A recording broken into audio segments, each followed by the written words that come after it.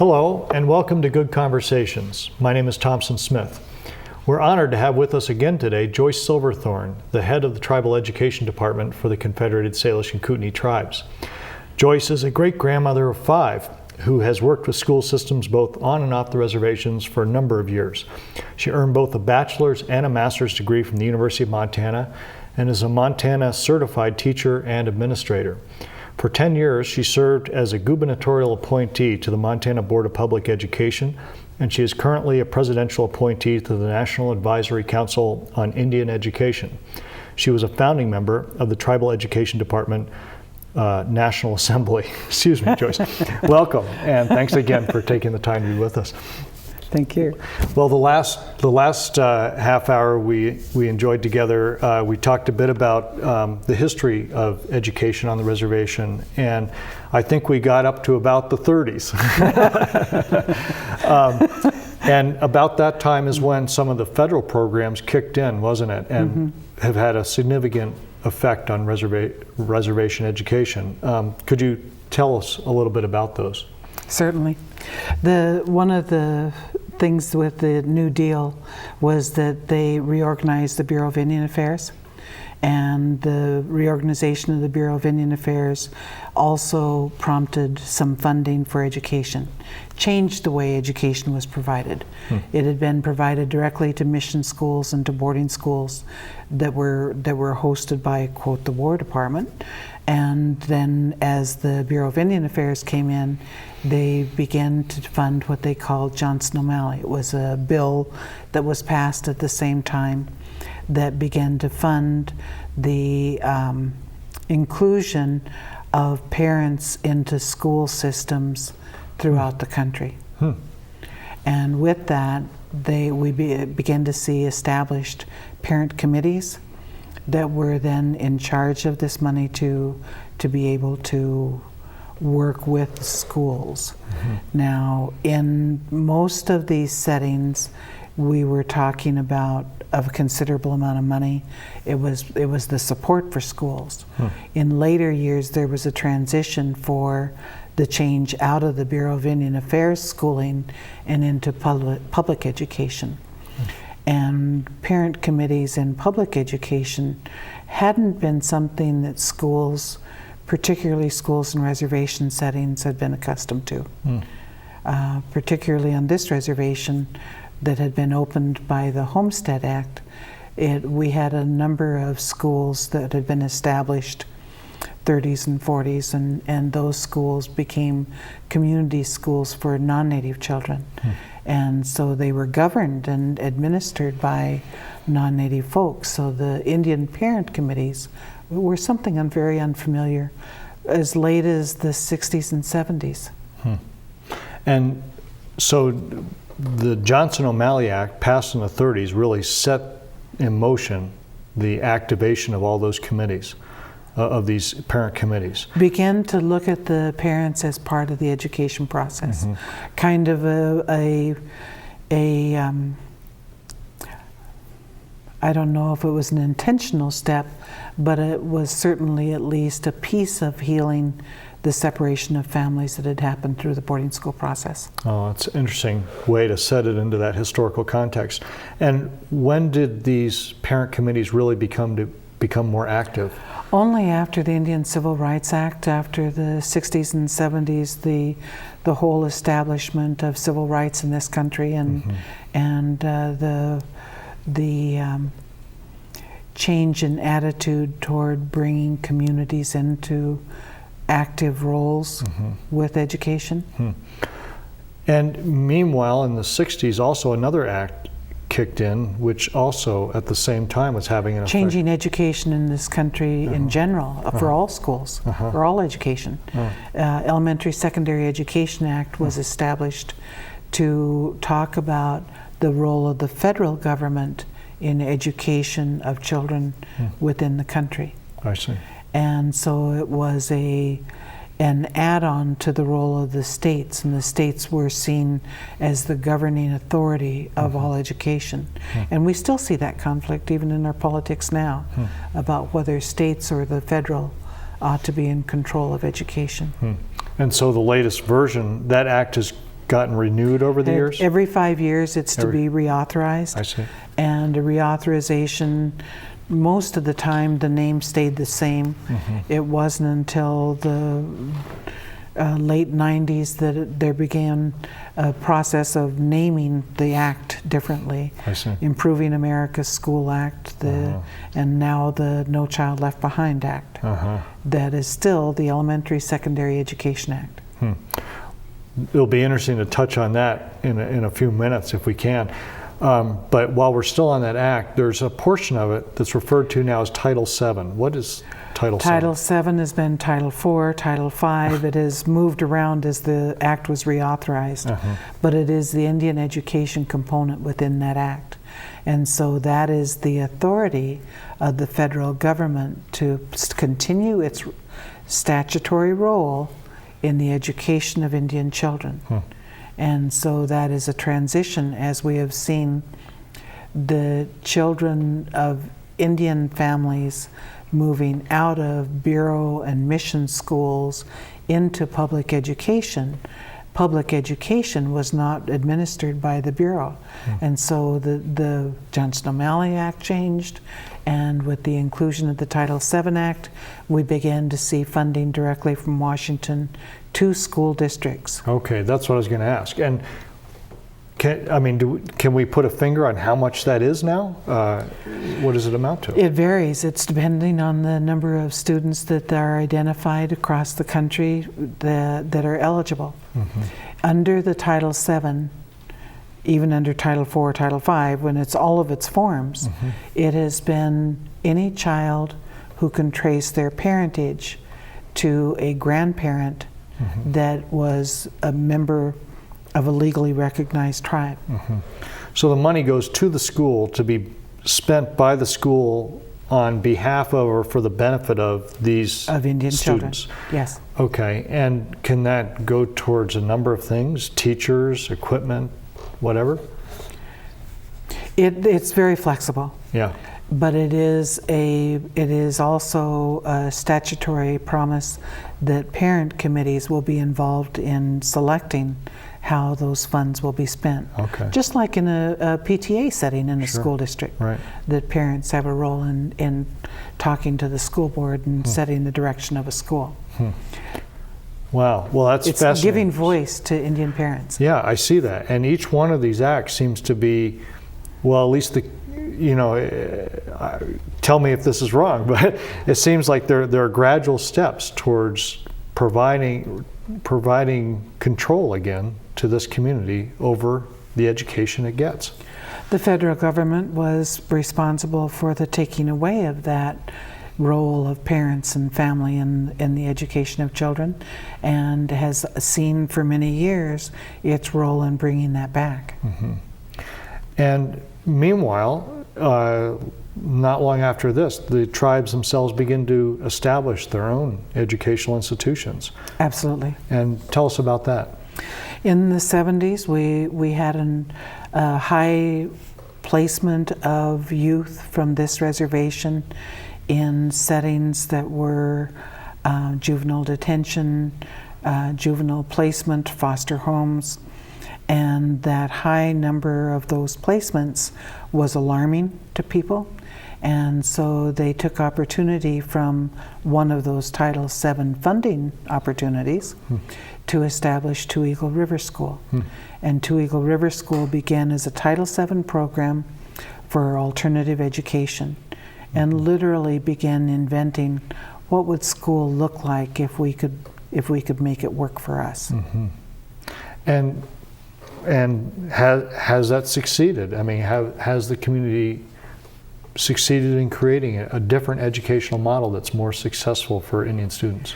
It is a different educational model. It is a contract system school. It is the curriculum is thematic units. Content areas cross over into each other and share responsibility. There is a tremendous demand for the role of Two Eagle River. We continue to see dropouts. We continue to see young people who are not being as successful in public education as we would like them to be. We also are seeing a transition within Two Eagle River that we are seeing after, in the first few years, there were a handful of students and they had to be out of school in order to be able to come to Two Eagle, so that we were not trying to compete with the school-age children with the schools. And as that continued to grow and we began to receive tribally controlled dollars through the Bureau of Indian Affairs under the ISEP formula, we began to see some changes. ISEP. Indian Student Education Program, I believe it is.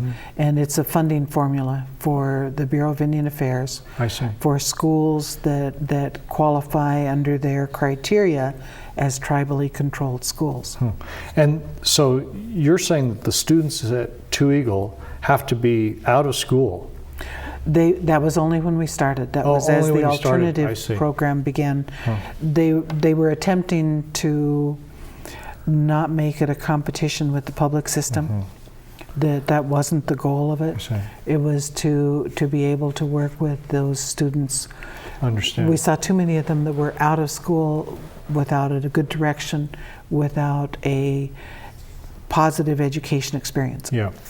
And a few years later, SKC started up, which we talked with Joe McDonald about over the last couple shows before we had the interviews with you. And so all these things were attempts to exert greater tribal control over education on the reservation. And then some years later, 1994, the tribes established an education department. Yes. Tell us about that, about what led to its establishment and the purpose of it. The Tribal Education Department is the single place that crosses boundaries between public education and tribal education and Bureau education, all of those entities that impact our children. And it is an arm of the Tribal Council. It is an expansion of the Bureau activities of higher education scholarship and administering Johnson O'Malley funding for the schools on the reservation.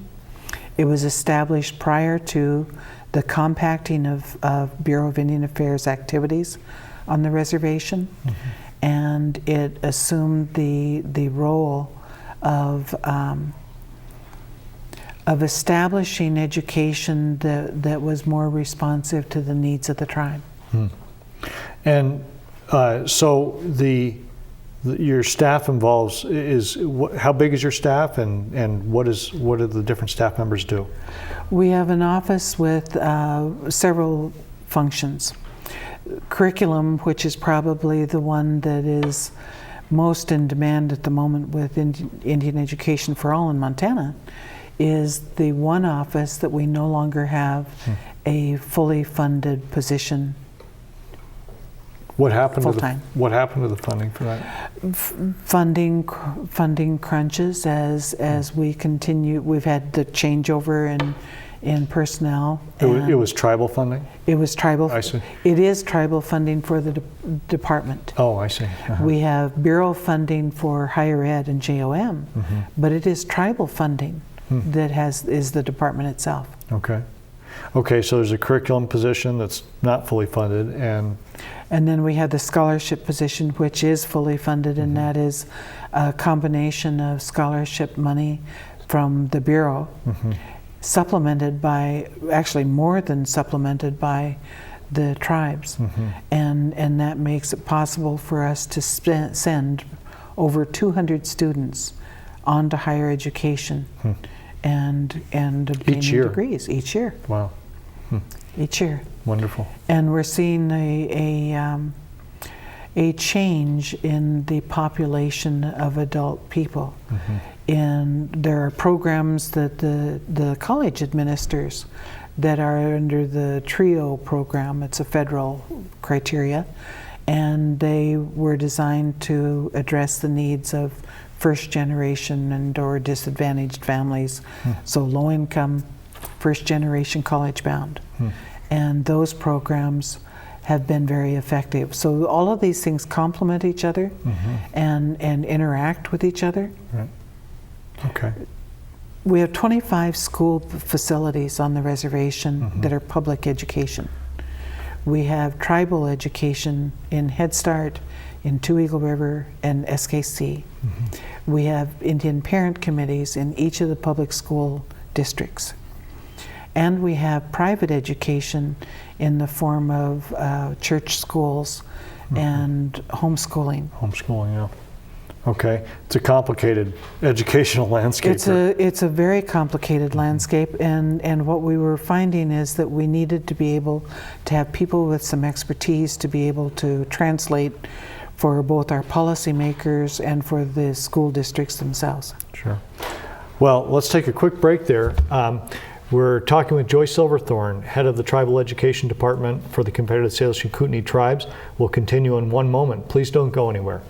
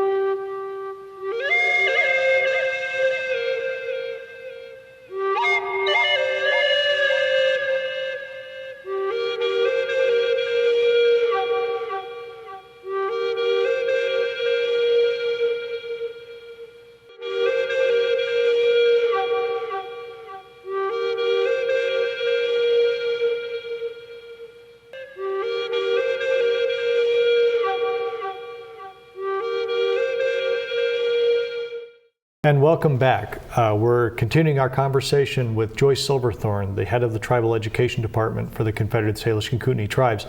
And Joyce, before the break, you were talking a bit about your department, the Tribal Education Department, the staff, the different tasks that you're taking on.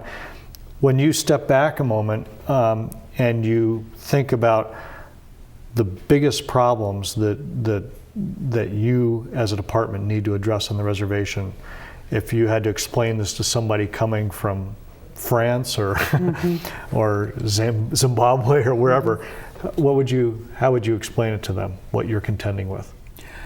I think the biggest problem we face is a balance of power.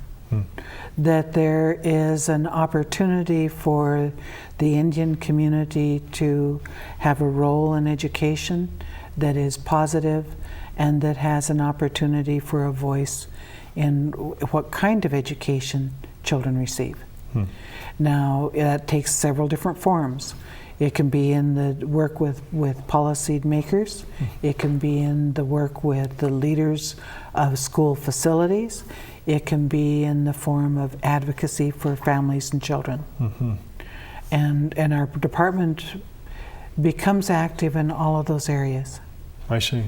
And if funding was no object, right? What would you like to do that you can't now in some of those areas? I think part of the issue that we have is accountability. How do we know that the things we are implementing are successful options for young people? And we don't have a baseline information.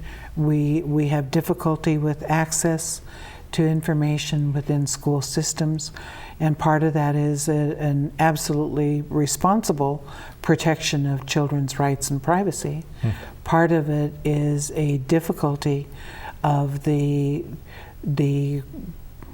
structure of schools working with tribes. It is an entity outside of their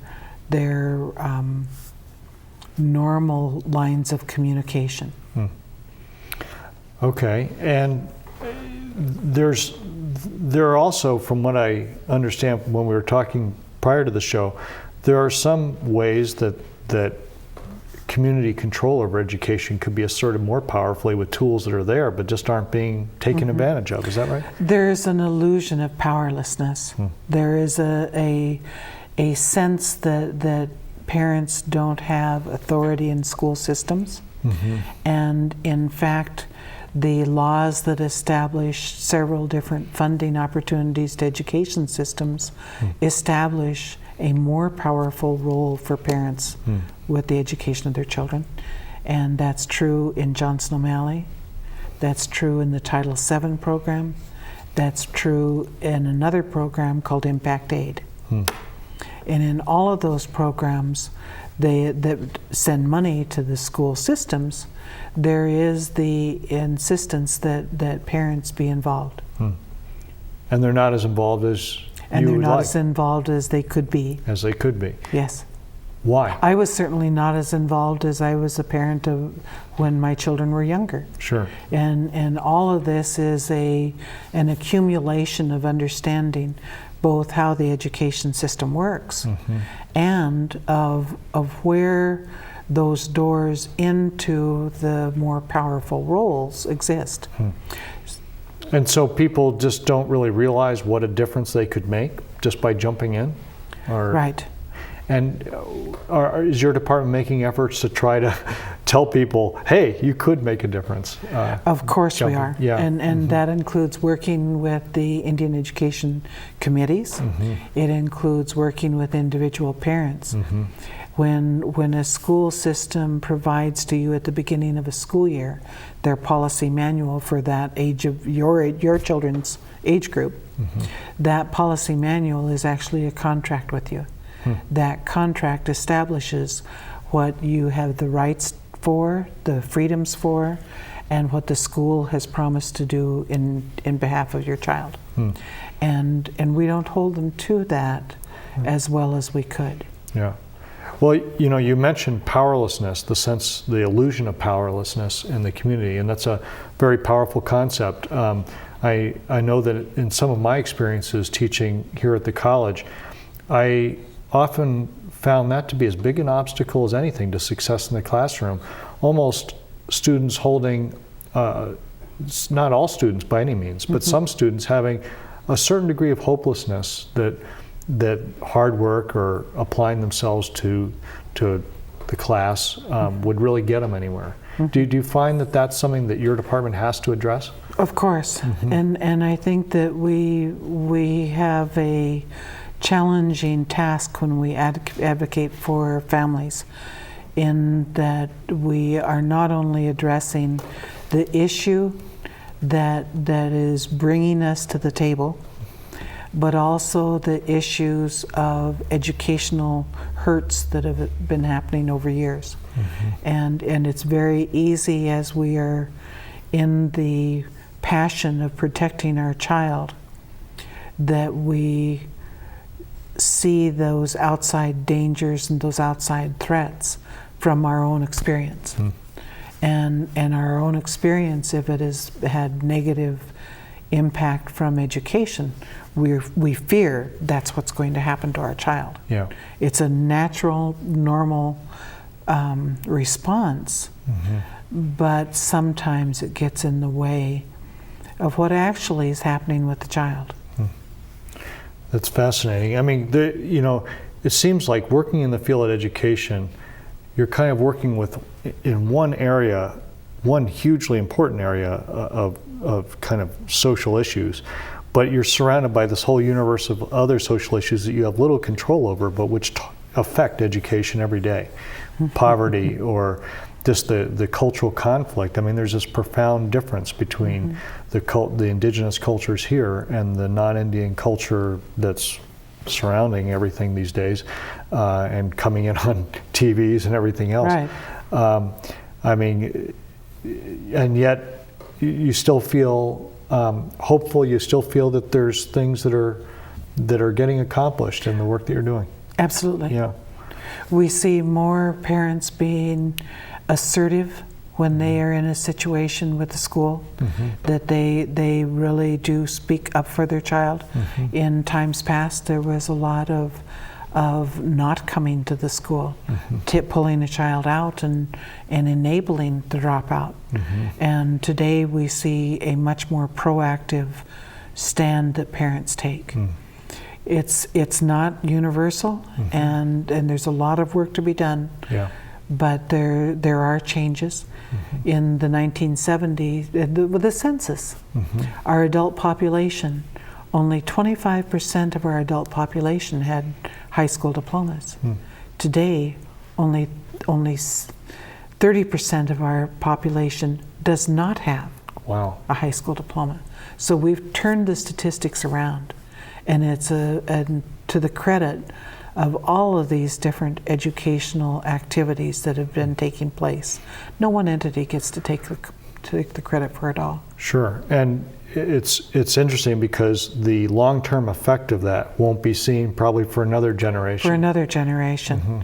And as we begin to look toward the future with the tribe and the taking over of Kerdam, the role that the tribe is working with water rights, the assertion of a role with the bison range, all of these different things that are taking place today will require a better trained workforce. And so education becomes ever more important. Well, that's a wonderful encapsulating statement for this interview, and a good vision for the future. I want to thank you again for taking the time to be with us. I'm sorry to say thank we're you out for of time. this opportunity. It's been good. Thank you. I only wish we had more time with Joyce. It's been a great 2.5 hours of conversation with her about a hugely important issue for the reservation. Thanks for being with us, and please join us next time.